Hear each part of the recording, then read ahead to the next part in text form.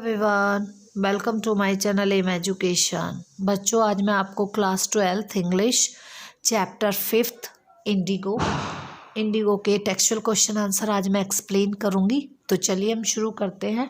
हमारा जो first question है वो है why is Rajkumar Shukla described as being resolute. जो राजकुमार शुक्ला थे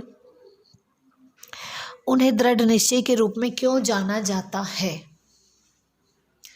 उन्हें दृढ़ निश्चयी के रूप में क्यों जाना जाता है? Rajkumar Shukla was a poor farmer of the Champaran. Rajkumar Shukla Champaran के गरीब किसान थे। The poor peasant of his area were being exploited by the British landlord. जो चंपारण के जो गरीब किसान थे उनका शोषण किया जा रहा था ब्रिटिश लैंडलॉर्ड के द्वारा। He wanted that Gandhi ji should fight against that injustice. तो राजकुमार शुक्ला ये चाहते थे कि जो हमारे किसानों के साथ इनजस्टिस हो रहा है उसके अगेंस्ट गांधी जी लड़ें। He met Gandhi ji at the Lucknow session.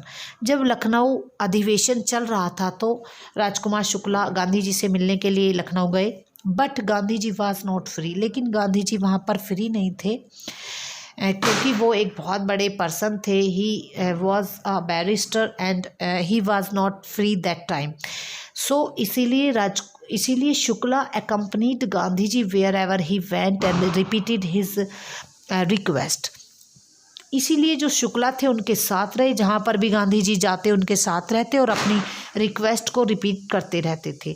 He even went to Gandhi ji आश्रम एट अहमदाबाद। यहाँ तक कि वो गांधी जी के आश्रम अहमदाबाद भी चले गए। ही वेंट टू, फिर वो कैलकाटा गए। Gandhi ji was impressed by in टेनेंसिटी,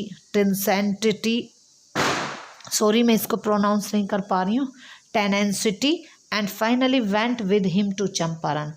वो उनकी इस दृढ़ता से वो प्रभावित हुए और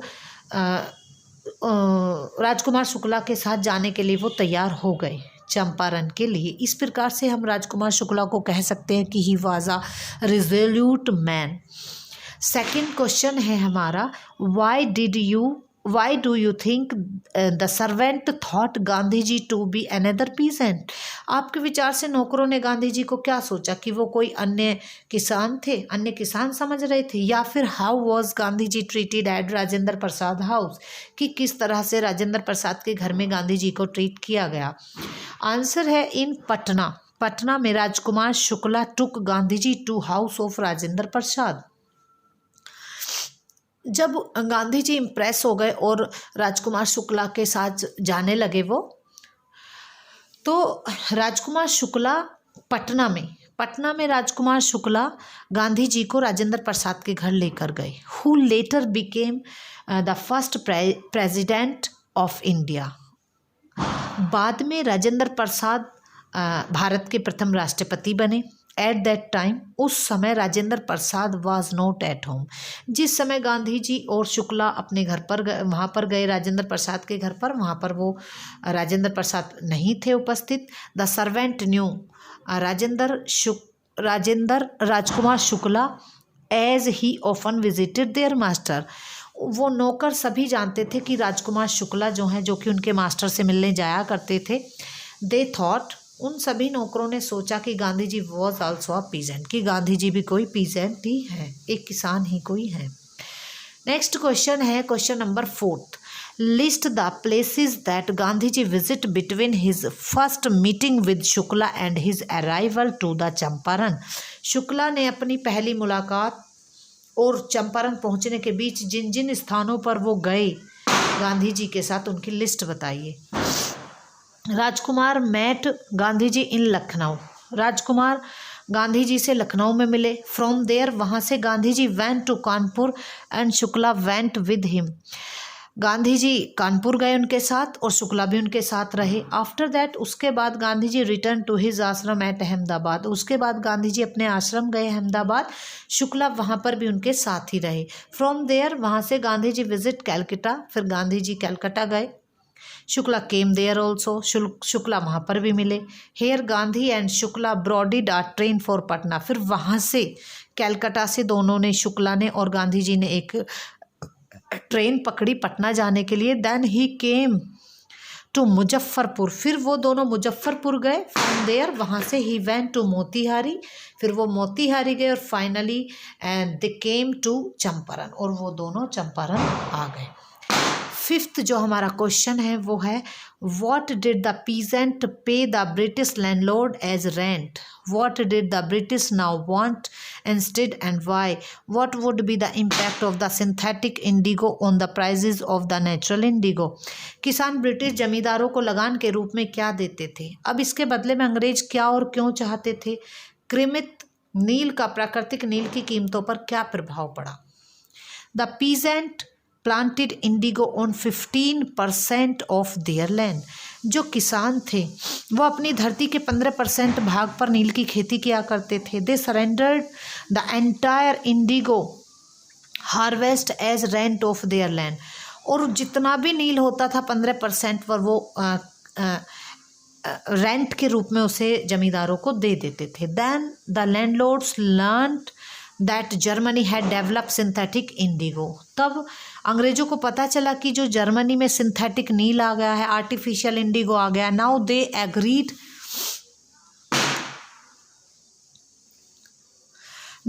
agreed to free the peasant from 15% agreement. अब अंग्रेजों ने क्या सोचा कि वो 15% से अनुबंध से उन्हें आज़ाद कराना चाहते थे। But they wanted compensation for this, लेकिन इसके लिए वो कंपेंसेशन मुआवजा चाहते थे अंग्रेज।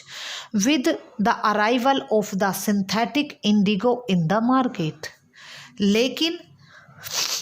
लेकिन अब उन्हें पता चला कि मार्केट में जो इंडिगो है, आर्टिफिशियल जो इंडिगो है, the prices of the natural Indigo would fall sharply. तो जो नेचुरल इंडिगो था, जो असली जो वास्तविक नील था, उसके दाम तेजी से गिरने लगे क्योंकि आर्टिफिशियल नील मार्केट में आ गया था।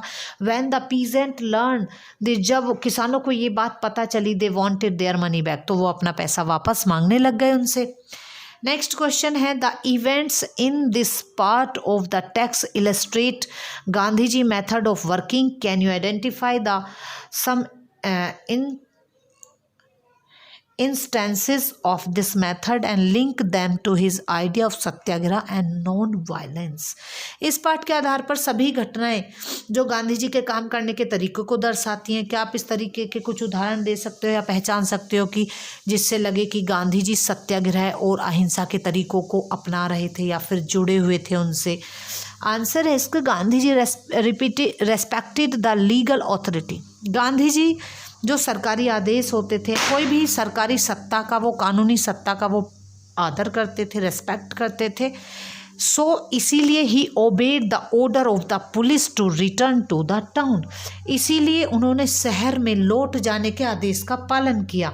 But for the sake of natural justice and human values, लेकिन जो प्राकृतिक न्याय और मानवीय मूल्य के लिए he could defy the authorities, उन्होंने जो आदेश आए थे, जो ऑथोरिटीज़ थे, उनका विरोध किया, उन्हें नहीं माना। He received an official order, और उन्हें एक ऑफिशियल ऑर्डर भी मिला कि चंपारण इमीडिएटली छोड़ दो।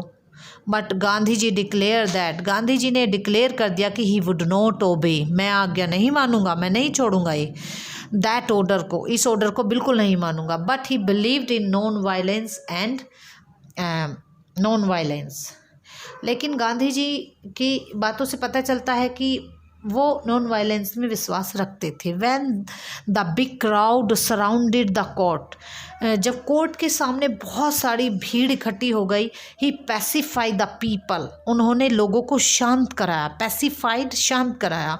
But he did not admit defeat, लेकिन उन्होंने हार नहीं मानी।